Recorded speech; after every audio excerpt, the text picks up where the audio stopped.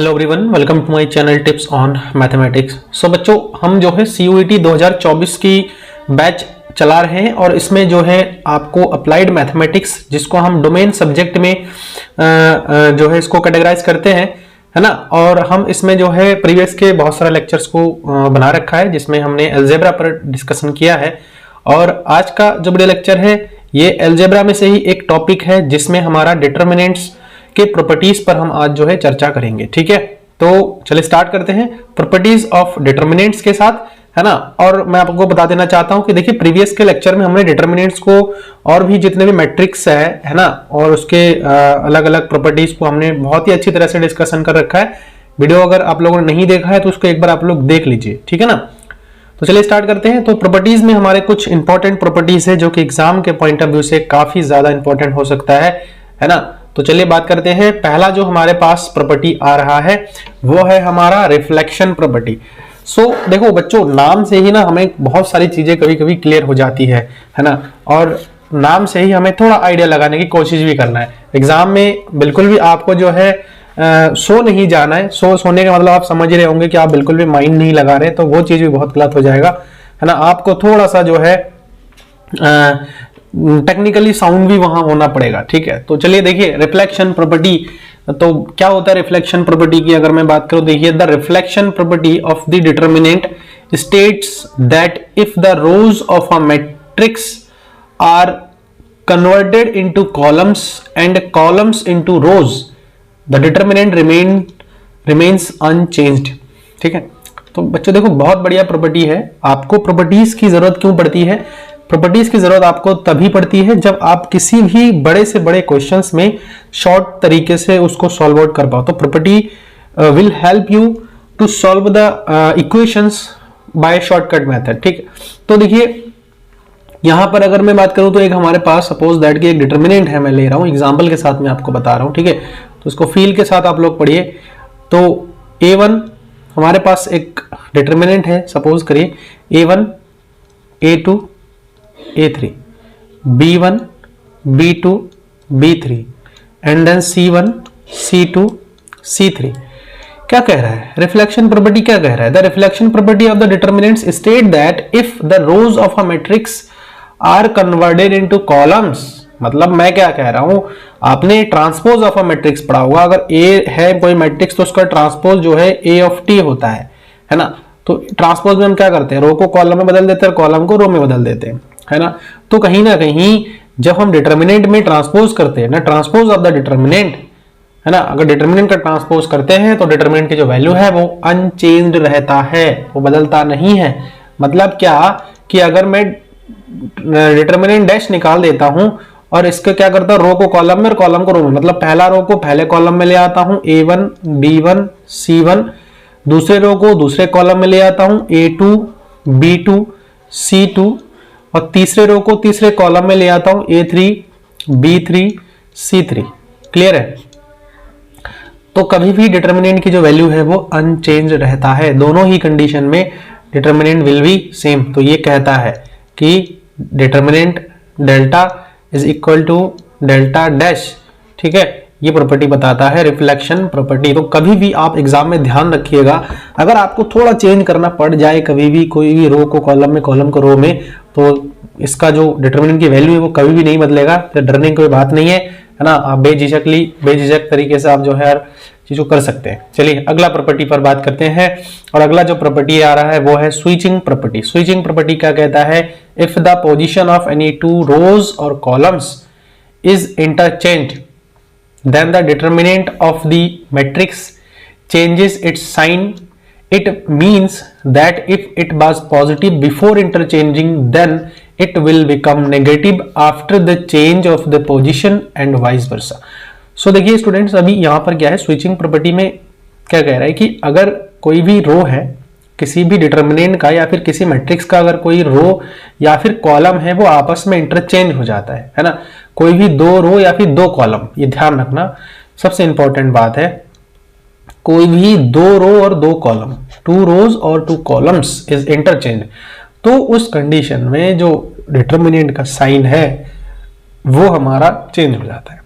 Value change नहीं होता है, साइन हमारा चेंज हो जाता है। इट मीन अगर हम देखें if it was positive before interchange, मतलब इंटरचेंज करने से पहले अगर हमारा पॉजिटिव था जो डिटर्मिनेंट है तो वो नेगेटिव हो जाएगा, एंड देन नेगेटिव है तो पॉजिटिव हो जाएगा। तो यही चीज इसमें कह रहा है। तो interchange switching property, interchange property भी बोल सकता हूं इसको, है ना। इसका हम छोटा सा एक एग्जांपल लेकर के भी समझ सकते हैं, ठीक है। एक जनरल एग्जांपल हम लेते हैं, ठीक, और उस पर जो है हम बात करते हैं। देखिए स्विचिंग प्रॉपर्टी में क्या होगा, अगर हमारे पास एक डिटर्मिनेंट है और उस डिटर्मिनेंट को मैं ऐसे डिनोट करता हूं, देखिए A1, A2, A3, B1, B2, B3 and C1, C2, C3। तो ये तो हमारे पास एक डिटर्मिनेंट हो गया, है ना। अब इस पर्टिकुलर डिटर्मिनेंट को मैं क्या करता हूं, किसी भी दो रो को और दो कॉलम को आपस में जो है मैं क्या कर देता हूं, स्विच कर देता हूं। स्विच का मतलब समझ रहे हैं, स्विच का मतलब होता है कि आपस में इंटरचेंज हम कर रहे हैं, आपस में इंटरचेंज हम कर रहे हैं। तो देखिए बाय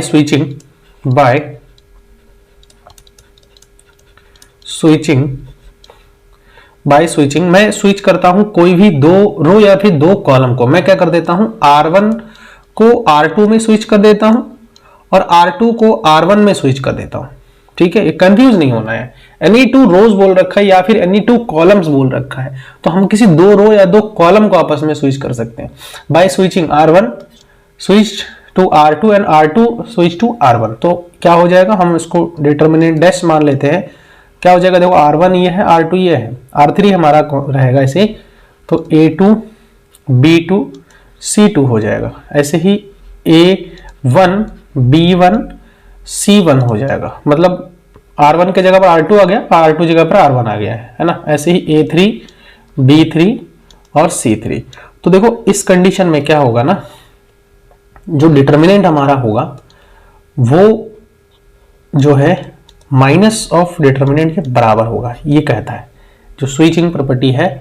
जो ऐसा कर लेते हैं इसको, जो हमारे पास ये जो डिटर्मिनेंट है, ठीक है, जो डिटर्मिनेंट डैश होगा ना, ये जो है minus of that particular determinant के बराबर हो जाएगा, है ना।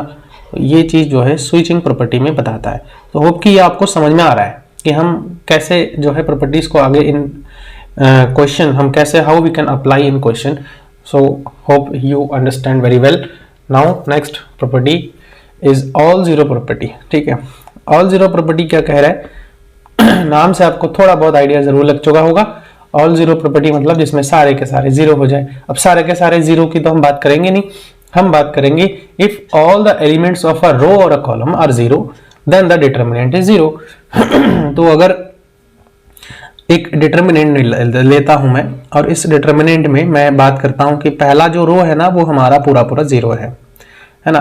A1, A1, A2, A3 है, B1, B2, B3 है। तो अगर मैं इस पर्टिकुलर डिटर्मिनेंट की बात करूं ना तो ये हमारा क्या हो जाएगा, जीरो हो जाएगा। इट मीन जो डिटर्मिनेंट की वैल्यू होगी वो हम बिना सोचे समझे आंखें बंद करके उसको हमें जीरो लगा देंगे। हम चाहे तो इसको हम जो है डिटर्मिनेंट को एक्सपेंड करके भी इसका वैल्यू निकाल के देख सकते हैं, जीरो ही आना है। एंड देन दूसरा केस क्या हो जाएगा कि अगर हमारे पास एक डिटर्मिनेंट है और उसके कोई भी, देखो एनी रो और एनी कॉलम, ठीक है ना, कोई भी रो या फिर कोई भी कॉलम, चाहे रो 1 हो, रो 2 हो, रो 3 हो, या फिर कॉलम 1 हो, कॉलम 2 हो, कॉलम 3 हो। अब मान के चलिए एग्जांपल ले रहा हूँ A1, B1, C1। ये दूसरा वाला जो हमारे पास कॉलम आ रहा है वो हमारा टोटली जीरो है ना। ऐसे ही A3, B3 और C3 आ रहा है। तो देखो ये इस कंडीशन में भी हमारा जीरो हो जाएगा। इट इम्प्लाई जो डिटर्मिनेंट है वो हमारा क्या हो जाएगा, टोटली जीरो हो जाएगा। इसमें कंफ्यूज होने की कोई बात नहीं है, क्लियर है। देखो ये छोटी छोटी चीजें हमें जो है सीखनी बहुत जरूरी होती है, क्योंकि हमें कब कौन से क्वेश्चन में इन प्रॉपर्टीज की जरूरत पड़ जाए वो हमें किसी को नहीं मालूम है। तो एग्जाम की प्रिपरेशन करेंगे, हम क्वेश्चंस भी सॉल्व आउट करेंगे, तो पहले हम कोशिश ये कर रहे हैं कि थोड़ा हमारा जो टॉपिक है वो ऑलमोस्ट हम उसको कवर अप कर ले, ताकि जो क्वेश्चन हम जब सॉल्व करें तो उस टाइम आपका जो फोकस है वो क्वेश्चन पे अच्छे से बनी रहे, है ना। आप थोड़ा क्वेश्चन को जो है सॉल्व करने के लिए कोशिश कर सको, है ना। अब आपको क्वेश्चन, आपको जो टॉपिक है वही अगर नहीं पता है तो आप क्वेश्चन को सॉल्व करने की कोशिश भी नहीं कर पाओगे, ये मैं पर्सनली आप लोगों को कह सकता हूँ, ठीक है। अब देखिए अगला जो प्रॉपर्टी हमारे पास आ रहा है वो है repetition property. Repetition property is nothing but the repetition property of the determinants state that if any two rows और columns of a matrix are equal the determinant becomes zero. बहुत सिंपल है कि अगर हमारे पास कोई भी डिटर्मिनेंट है और उसका कोई भी दो रो या दो कॉलम अगर हमारा इक्वल है, इक्वल इट मीन कि सेम हो, तो हमारा वो जीरो हो जाएगा। जैसे मान के चलिए A1 B1 C1 है, ऐसे ही ये वाला भी A1 B1 C1 है और ये A3 B3 C3 है। तो देखो जो रो 1 है हम यहाँ पर कह सकते हैं since C1 is equal to C2 therefore the determinant will be zero. एक काउंटर एग्जांपल लेकर के मैं आपको बताता हूं। फॉर एग्जांपल अगर हमारे पास एक डिटर्मिनेंट है जो कि 1 2 3 है, दूसरा भी 1 2 3 है, 4 5 6 है, तो आपको बिना सोचे समझे क्या करना है, सिंस आपको ये समझ में आ जानी चाहिए कि सिंस जो हमारे पास R1 है इज आइडेंटिकल टू R2 है ना, या फिर हम कह सकते हैं कि R1 is equal to R2 therefore the value of the determinant will be zero by repetition property. कौन से प्रॉपर्टी से? By repetition property. Hope you understand. ठीक, अब देखिए आगे हम नेक्स्ट जो प्रॉपर्टी है उस पर बात करते हैं जो कि है स्केलर मल्टीपल प्रॉपर्टी। तो स्केलर मल्टीपल प्रॉपर्टी की अगर मैं बात करूं, देखो इसमें कह रहा है कि इफ एनी रोज और a column of a determinant is multiplied by any scalar, scalar मतलब कोई कांस्टेंट से अगर मल्टीप्लाई करे, then is a non zero constant, that is a non zero constant. मतलब क्या हो जाएगा कि जो भी हम स्केलर से मल्टीप्लाई करेंगे, अगर स्केलर हमारे पास कोई भी k स्केलर है वो हमारा does not equal to zero होना चाहिए। अगर जीरो नहीं है तो then the entire determinant gets multiplied by the same scalar. That is if any row और a column is multiplied by a constant k, the determinant value gets multiplied by k। मतलब क्या है कि अगर हम किसी भी डिटर्मिनेंट को, कोई एक डिटर्मिनेंट है, सपोज दैट कि हमारे पास एक डिटर्मिनेंट है, मैं यहाँ पे लेता हूँ एग्जांपल, एक डिटर्मिनेंट है हमारे पास जो कि A1 B1 C1 है, A2 B2 C2 है, A3 B3 C3 है, ठीक है। तो ये डिटर्मिनेंट हो गया।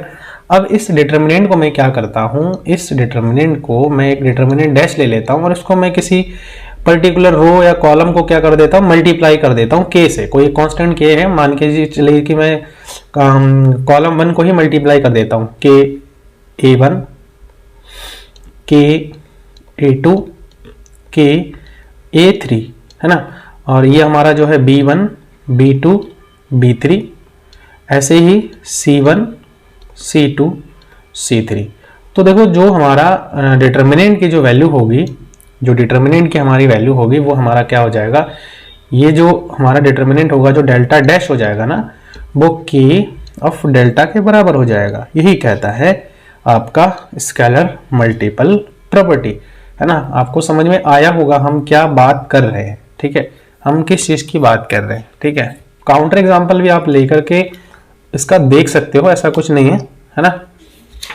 काउंटर एग्जांपल आप लेकर के देख सकते हो। काउंटर एग्जांपल मीन ये हो जाएगा कि अगर हम देखो एक एग्जांपल मैं आपको लेकर के बता भी देता हूँ यहाँ पे, क्योंकि थोड़ा सा आपके लिए सहूलियत हो जाएगा। मान के चलिए एक डिटर्मिनेंट हमारे पास है ये, जो कि 8 है, 2 है एंड 4 है, ठीक है, 12 है और 3 है, -5 है एंड 16 है, 4 है एंड 3 है, ठीक है। अब इस डिटर्मिनेंट का क्या है सीन मैं बता रहा हूँ। देखो यहाँ पर क्या है, ये जो है ना, इसको देखो हम 4 के मल्टीपल में लिख सकते हैं, 4 गुणा 2 लिख सकते हैं। इसको मैं क्या लिख सकता हूँ, 4 तिया 12। इसको मैं क्या लिख सकता हूँ, 4 चौको 16, ऐसे लिख सकता हूँ। और ये हमारे पास वैसे के वैसे ही रहेगा, क्योंकि इसमें हम कोई ऐसा नहीं लगा पा रहे प्रॉपर्टी, ठीक है। तो देखिए ये क्या हो जाएगा, 2 3 4 हो जाएगा, 4 -5 और ये 3 हो जाएगा, है ना। अब देखो इसमें हमारा क्या है, 4 है, रो 1 से अगर हम कॉलम ले, मतलब इसको मैं ना डैश लिख लेता हूँ, तो देख सकते हो आप लोग कि ये जो डैश हमारे पास आएगा वो जो है ये 4 से मल्टीप्लाई हो जाएगा बाहर, और अंदर हमारे पास क्या बच रहा है 2 3 4 और 2 3 4, और यहाँ पर हो जाएगा 4 -5 और 3। तो आप लोग एक चीज नोटिस कर रहे होंगे कि ये दोनों हमारा जो है ना सेम है, कॉलम 1 और कॉलम 2। तो कहीं ना कहीं हमारा जो ये डेल्टा डैश हो जाएगा वो 4 हो जाएगा, इनटू हमारा क्या हो जाएगा 0 हो जाएगा। ठीक है, मतलब कुल मिला के हम मल्टीप्लाई अगर कर दे, ये एग्जांपल लेने का थोड़ा पर्पस, एक प्रॉपर्टी और भी हमारा क्लियर हो जाता है इसमें, इसीलिए मैंने यही वाला एग्जांपल आप लोगों के सामने लिया था। दो प्रॉपर्टीज में, एक तो हमारा जो है रिपीटेशन प्रॉपर्टी वाला, जो कि कोई भी 2 रो या 2 कॉलम अगर हमारा जो है सेम है तो वो हमारा क्या हो जाएगा 0 हो जाता है। देखो ये सेम आ गया तो 0, 4 गुणा 0 हमारे पास क्या हो 0 हो जाएगा। अगली उसमें अगर हम बात करें सिर्फ इतना ही देखें हम, तो इस केस में जो है यहाँ पर क्या हो जाएगा कि अगर मान के चलिए कि मैं क्या कर रहा हूँ, ये हमारा जो है ये वाला जो है सिंपल हमारा क्या है, ये जो है हमारा सिंपल क्या है एक डिटर्मिनेंट है, और इस डिटर्मिनेंट में मैंने क्या किया 4 से गुणा किया। तो 4 से जब गुणा किया तो भैया सेम डिटर्मिनेंट के बराबर ही हो जाएगा, वो आप लोग करके उसको देख सकते हो। ठीक है ना। आई थिंक ये क्लियर हो चुका है आप लोगों को। ठीक है, तो देखो आगे बढ़ते हैं और आगे क्या है थोड़ा उस पर भी हम बात करते हैं। देखो सम प्रॉपर्टी की बात कर रहे हैं। सम प्रॉपर्टी क्या है, if each terms of any row or a column or any column is a sum of 2 quantities, then the determinant can be expressed as the sum of the 2 determinants of the same order। ठीक है, sum property भी बहुत ज़्यादा जो है आपका कुछ ऐसा है नहीं, इसमें मैं आपको सिंपली बता दे रहा हूँ सम प्रॉपर्टी क्या कह रहा है कि let suppose we have a determinant like a1 plus l1, ठीक है, ऐसे ही a2 प्लस L2, और यहाँ पर माइनस का M1 में कर देता हूँ, माइनस का M2 कर देता हूँ, और A3 plus L3 minus M3, और जो है अगला है हमारे पास है B1 B2 B3 C1 C2 C3। अब आप लोगों ने ना जो सम प्रॉपर्टी का जो स्टेटमेंट है उसमें आपने एक चीज़ नोटिस किया होगा कि हम इसको अलग अलग क्वांटिटी के सम के फॉर्म में भी नोट डाउन कर सकते हैं, जैसे A1 A2 A3 B1 B2 B3 C1 C2 C3, फिर प्लस का L1 L2 L3 B1 B2 B3 C1 C2 C3, and then minus है हमारे पास, तो माइनस में डायरेक्टली पहले बाहर ले लेता हूँ, या तो आपको जैसा ठीक लगे माइनस का आप M1 कर दीजिए, माइनस का M2 माइनस का M3, और B1 B2 B3 C1 C2 C3। ठीक है, तो ये जो है प्रॉपर्टी हमारा सम प्रॉपर्टी ये कहता है, ये जो है हमारा क्या हो जाता है डिस्ट्रीब्यूट हो जाता है, मतलब अलग अलग जितने भी हमारे पास क्वांटिटी का सम है उन सभी का सम जो है अलग अलग हम डिस्ट्रीब्यूट करके अलग अलग से लिख देते हैं, जैसे ये हमने लिखा है। ठीक है, तो ये भी एक प्रॉपर्टी हमारा यहाँ जो है खत्म होता है। प्रॉपर्टी ऑफ इनवेरिएंस, देखो प्रॉपर्टी ऑफ इनवेरिएंस थोड़ा इंपॉर्टेंट हो जाता है, और इसको भी मैं अच्छे से आप लोगों को बता देता हूँ। देखो क्या कह रहा है कि अगर हमारे पास if each element of a row and column of a determinant is added with the equimultiples of the elements of another row or a column of a determinant, then the value of the determinant remains unchanged। देखो कैसे, बहुत बड़ी बात है। अगर हमारे पास एक जो है डिटर्मिनेंट हुआ जो कि इस प्रकार से है, मान के चलिए A1 B1 C1 A2 B2 C2 A3 B3 C3। Okay, तो अब मैं क्या कर रहा हूँ, मैं ना जो है इसको क्या कर देता हूँ मल्टीप्लाई कर रहा हूँ। ठीक है, मल्टीप्लाई और ऐड कर रहा हूँ कुछ नंबर से, है ना। देखो मैं क्या कर रहा हूँ, मैं R1 को चेंज कर रहा हूँ, R1 को चेंज कर रहा हूँ कैसे, R1 को चेंज कर रहा हूँ कैसे, मैं P से सॉरी यहाँ पर R1 प्लस P से मैं R2 को मल्टीप्लाई कर रहा हूं, एंड देन माइनस Q से R3 को मल्टीप्लाई कर रहा हूं, और मैं R1 को चेंज कर रहा हूं। तो देखिए कैसे बन जाएगा, देखो ऐसे। तो ये जो डिटर्मिनेंट है हमारा वो कुछ ऐसा बनेगा, डैश ले लेता हूं मैं इसको। अब देखो A1 R1 चेंज कर रहे हैं तो R1 प्लस हमारे पास A1 हो जाएगा प्लस PR2 हमारे पास क्या है A2 है ना, A2 R3 सॉरी यहाँ पर जो है हमारे पास एक गड़बड़ हो रहा है, थोड़ा सा इसको ठीक कर लेते हैं, गलत हो रहा है। देखो ऐसे हमने किससे मल्टीप्लाई किया है, P से मल्टीप्लाई किया है। किसको मल्टीप्लाई किया है, R2 को मल्टीप्लाई किया है, दैट इज A2। फिर हमने माइनस किया है किसको, Q से मल्टीप्लाई किया है किसको, R3 को, तो A3 हो जाएगा। ऐसे ही सिमिलरली इस वाले एलिमेंट के लिए हो जाएगा, ये हमारा हो जाएगा B1, फिर प्लस का P B2 माइनस का Q B3। ऐसे ही सिमिलरली C1 है ना, फिर प्लस का P C2 माइनस का Q C3। ठीक है, ये हो जाएगा। बाकी को हमने चेंज नहीं किया है तो उसको हम एज इट इज उतार देंगे। देखो ऐसे A2 B2 C2 A3 B3 C3। ठीक है, अब इसमें सम प्रॉपर्टीज की मैं अगर बात करूं तो सम प्रॉपर्टी में क्या हो जाता है, ये अलग अलग हो जाता है। मैं इसको अलग अलग लिख देता हूं तो ये क्या हो जाएगा, देखो A1 A2 A3, ठीक है, फिर B1 B2 B3, फिर क्या हो जाएगा C1 C2 C3 and then देखो ये P हमारा है, यहाँ पे P से हमारा क्या हो गया है, अगर मैं दूसरे की बात करूं तो दूसरे जो हमारा आ रहा है इसमें हमारा क्या हो जाएगा, देखो ऐसे हो जाएगा plus plus A1 A2 A3 P यहां पर हो जाएगा हमारे पास P A2, ठीक है ना, देखो ऐसे P A2 A यहां पर हो जाएगा A2 और यहां पर हो जाएगा हमारे पास A3। ठीक है, यहाँ पर A2 है A3 हो जाएगा। ठीक है, ये भी चीज सही है। फिर यहाँ पर हो जाएगा माइनस का यहाँ पर जो हो जाएगा हमारे पास इसमें हमारे पास आ जाएगा सीधा सीधा C करके, है ना। इसमें हमारा जो है क्या आ जाएगा, देखो इसको ना यहाँ पर ऐसे कर लेते हैं, ये थोड़ा सा कंफ्यूजन हो जाएगा यहाँ पे। अगर आप ऐसे करने जाओगे तो ये थोड़ा आपके लिए कंफ्यूजन क्रिएट हो सकता है, तो हम इसको ना ऐसे कर लेते हैं प्लस करके। हाँ, ये ऐसे सही रहेगा, आपको थोड़ा समझने भी आसान हो जाएगा। P A2 minus Q A3 A2 A3 और यहाँ पर हो जाएगा हमारे पास P B2 minus Q B3 B2 B3। Clear. अब इसको हम ऐसे कर लेंगे P C2 minus Q C3 C2 C3। ठीक है, अब थोड़ा सा इसको हम क्या करते हैं, स्पेस बना करके आगे बढ़ते हुए जो है हम बात करते हैं। देखो कैसे, या फिर हमारा एक और प्रॉपर्टी यूज हो जाएगा।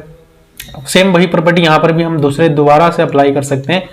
तो क्या हो जाएगा, देखो A1 A2 A3 B1 B2 B3 C1 C2 C3। ठीक है, तो ये हमारे पास दूसरा आ जाएगा। देखो इसको हम पूरा पूरा लिख सकते हैं कैसे, P, क्योंकि यहां पर भी तो वही सम के रूप में है ना, तो इसको हम अलग अलग लिख सकते हैं A2 A3। फिर ऐसे ही हो जाएगा हमारे पास P B2 B2 B3। ऐसे ही ये हो जाएगा हमारे पास P C2 C2 C3, है ना।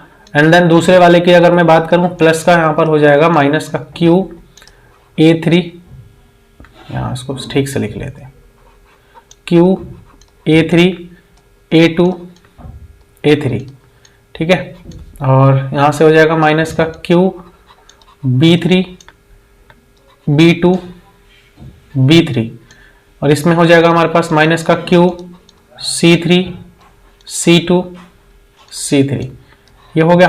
अब आप लोग एक चीज नोटिस कर रहे होंगे कि जो हमारे पास ये डिटर्मिनेंट आ रहा है वो हमारा A1, देखो अभी बता रहा हूं मैं, A2 A3 B1 B2 B3 C1 C2 C3। ठीक है, ये आ गया प्लस। देखो यहां से हम रो 1 से अगर मैं P कॉमन ले लेता हूं तो हमारे पास क्या निकल के आ जाएगा, A2 A2 A3 और B2 B2 B3 C2 C2 C3, clear. फिर यहाँ पर हो जाएगा हमारे पास, देखो माइनस का Q अगर हम यहाँ से कॉमन ले लेंगे तो माइनस का Q, और यहाँ पर हो जाएगा A3 और A2 A3 B3 B2 B3 C3 C2 C3, ठीक है। थोड़ा सा और स्पेस की हमें रिक्वायरमेंट होगी तो इसको हम बना लेते हैं, देखो ऐसे। अब यहाँ पर आप लोग देख सकते हो कि हम जिसकी बात कर रहे थे वही चीज़ अभी यहाँ पे निकल के आ जाएगा हमारे पास। जो ये डेल्टा हो जाएगा वो हमारा कुछ ऐसा हो जाएगा, A1 A2 A3 B1 B2 B3 C1 C2 C3 plus P। अब देखो ये जो प्रॉपर्टी है वो हमारा रिपीटेशन प्रॉपर्टी है। क्या है इसमें जो हमारे पास आ रहा है, दो जो प्रॉपर्टी है, दो रो और दो कॉलम हमारा क्या है, सेम है, तो उसका वैल्यू क्या हो जाएगा, 0 हो जाएगा। तो आप देख सकते हो कि जो रो 1 है ना, वो रो 2 के इक्वल है, इसका मतलब ये 0 हो गया। माइनस Q, यहाँ पर देखो ये जो रो 1 है रो 3 के इक्वल है, इसका मतलब ये भी 0 हो गया। तो ये सारा 0 हो जाएगा, तो हमारे पास क्या बचेगा, जो डेल्टा डैश है वो हमारे पास बचेगा A1 B1 C1 A2 B2 C2 A3 B3 C3, clear. तो ये हमारे पास किसके बराबर आ गया, डेल्टा के बराबर आ गया, यही तो था हमारे पास। तो आप लोग देखा होगा कि जो डेल्टा डैश है वो डेल्टा के बराबर आ गया। तो ये जो प्रॉपर्टी है इसका इन जनरल नाम है हमारा इनवेरिएंस प्रॉपर्टी। इनवेरिएंस का मतलब वही होता है कि अगर हम उसको आगे पीछे करके किसी भी रो किसी कॉलम से अगर हम किसी भी एलिमेंट से मल्टीप्लाई ऐड करते हैं तो उस कंडीशन में उसका जो डिटर्मिनेंट का जो वैल्यू है वो अनचेंज रहता है, जो डिटर्मिनेंट है वो रिमेन्स अनचेंज रहता है। उसके बाद अगला जो प्रॉपर्टी है वो हमारा है ट्राइंगल प्रॉपर्टी। बहुत इंपॉर्टेंट है ट्राइंगल प्रॉपर्टी। देखो अगर इसको आप जान गए ना तो कहीं ना कहीं आपका जो क्वेश्चन सॉल्विंग स्किल है ना वो बहुत ज्यादा बेटर होने वाला है, ठीक है। तो देखिए ट्राइंगल प्रॉपर्टी क्या कह रहा है, ट्राइंगल प्रॉपर्टी ये कह रहा है कि if each element of the matrix below or above the main diagonal is 0, then the determinant of the matrix become equal to the product of its diagonal element. This is known as the triangle property। बहुत important है। देखो अब एक proper determinant मैं ले रहा हूं, मान के चलिए डिटर्मिनेंट कुछ ऐसा ले लेता हूं, AHG ले लेता हूं, और ये जो है हमारा क्या हो जाएगा, 0 हो जाएगा। यहां मैं ले लेता हूं B और यहां पे मैं ले लेता हूं F, और यहाँ पर मैं ले लेता हूँ 0, यहाँ पर भी मैं ले लेता हूँ 0, और यहाँ पर भी मैं जो है यहाँ पर ले लेता हूँ C, क्लियर है। तो देखो यही चीज कह रहा था कि अगर देखो ट्राइंगल बना रहा है कि अगर हमारा जो मेन डायगोनल है, मेन डायगोनल हमारा कौन सा है, ये हमारा मेन डायगोनल है ना। थोड़ा सा अगर जो एलिमेंट है वो आगे पीछे हो गया, थोड़ा सा अगर आपको लग रहा होगा तो आप आइडेंटिफाई कर सकते हो कि मेन डायगोनल अगर ये है तो देखिए और कह रहा था कि if each element of the matrix below और अबव, तो देखिए इसमें हमारा बिलो ट्राइंगल बन रहा है, एक बिलो ट्राइंगल बन रहा है। आप लोग अगर नोटिस करेंगे तो बिलो ट्राइंगल बन रहा है।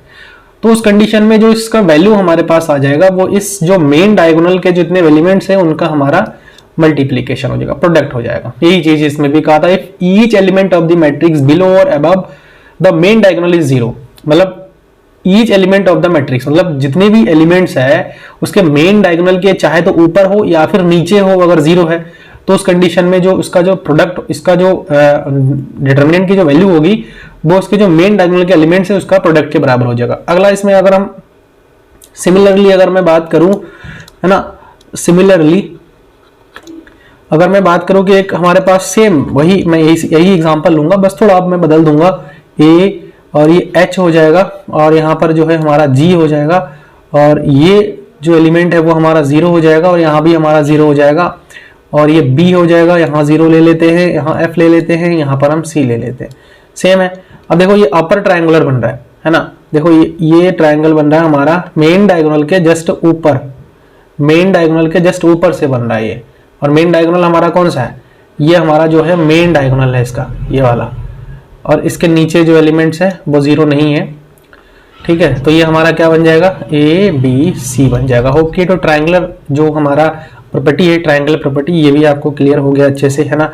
कहीं पर अगर डाउट है तो आप लोग मुझे प्लीज कमेंट करके जरूर बताइए, और अपना वैल्यूएबल फीडबैक मुझे जरूर दीजिए। वीडियो और ज्यादा आगे नहीं बढ़ाएंगे, हम यहीं पे आज इसको एंड करेंगे, ठीक है। और जो नेक्स्ट अगला जो इसमें हम पढ़ेंगे वो हम कल के लेक्चर में उसको कवर अप करेंगे, ठीक है। अपना वैल्यूएबल फीडबैक मुझे ज़रूर दीजिएगा, और चैनल पर अगर नए हैं तो इसको आप लोग सब्सक्राइब कर लीजिए, और साथ ही साथ नोटिफिकेशन बेल को भी आप लोग प्रेस कर लीजिएगा, ठीक है।